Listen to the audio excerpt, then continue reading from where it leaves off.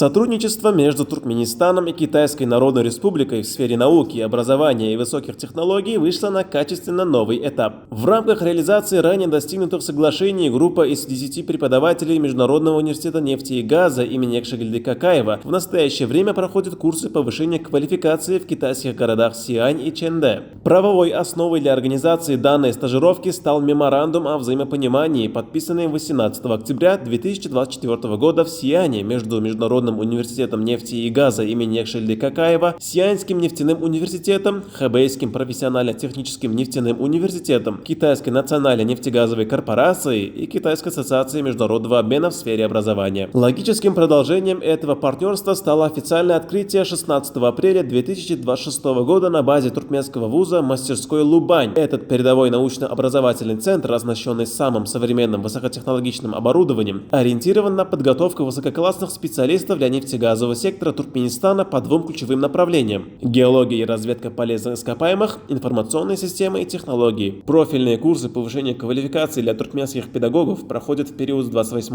июня по 7 июля 2026 года на базе Сианьского нефтяного университета и Хэбэйского профессионально-технического нефтяного университета. Специально разработанная китайской стороной 10-дневная программа включает детальное ознакомление с учебными лабораториями, исследовательскими центрами и музеями партнерских вузов. Помимо академических занятий для преподавателей из Туркменистана организованы въездные практические сессии. Программа пребывания предусматривает посещение геологического музея, Китайского музея науки и технологий, а также производственных мощностей одной из ведущих мировых технологических компаний. Организованный визит внесет весомый вклад в развитие взаимовыгодных академических контактов, внедрение передового китайского опыта в образовательную систему Туркменистана и дальнейшее повышение авторитета отечественной высшей школы на международной арене.